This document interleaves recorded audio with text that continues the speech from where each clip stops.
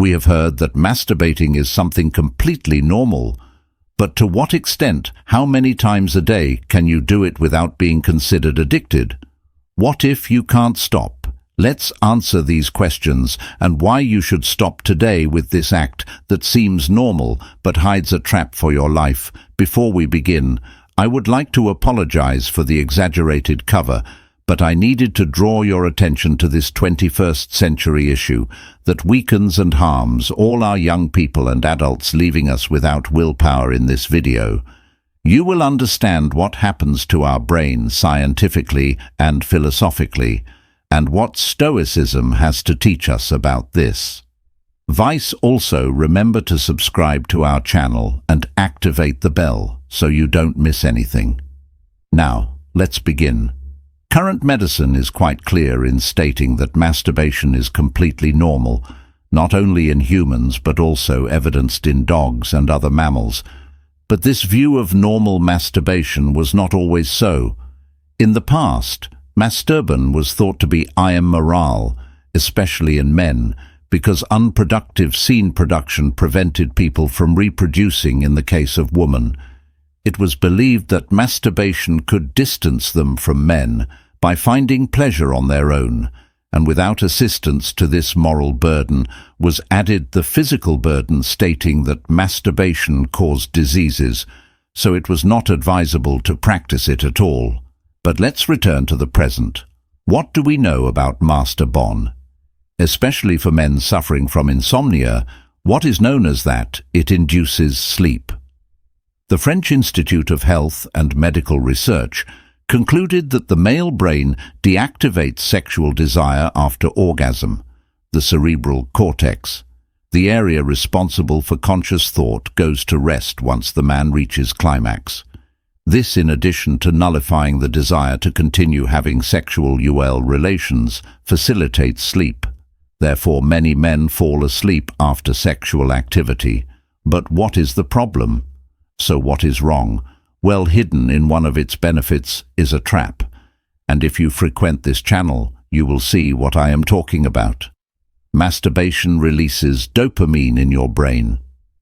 This hormone is responsible for making us feel better, providing calm relief, stress reduction, and a sense of reward.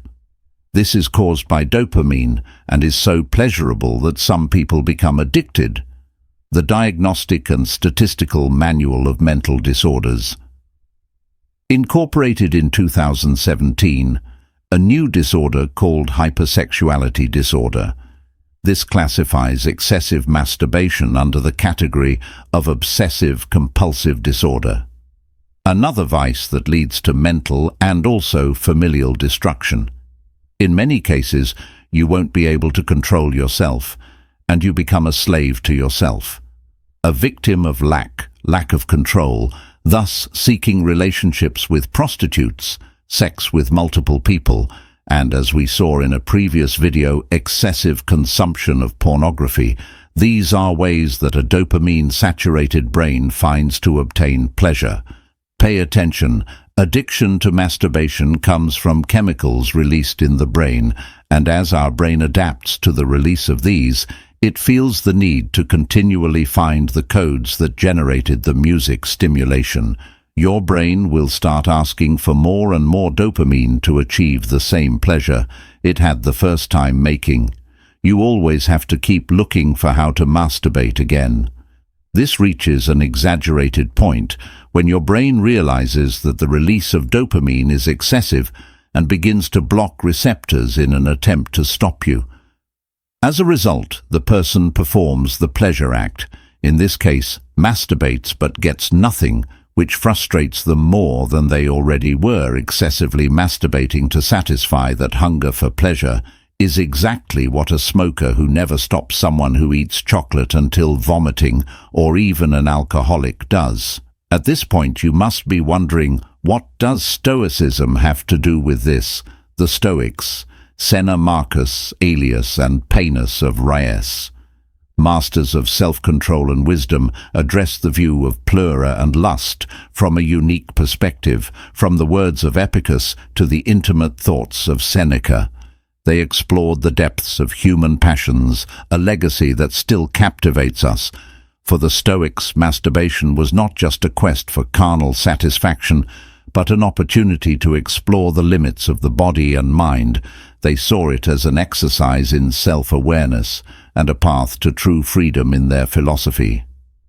Mastery over worldly passions and pleasures was a conquest that elevated the human spirit. Epictetus asserted that it is not nights of pleasure but self-control that distinguishes a good man in this context. The ability to enjoy pleasure while understanding and containing it makes a difference in someone who has reached a higher level of self-awareness. Instead of being slaves to our ideas, we must be their masters.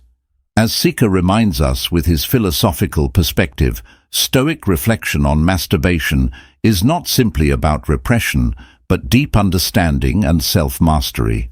This translates into the ability to direct our emotions toward a journey of conscious self-explanation.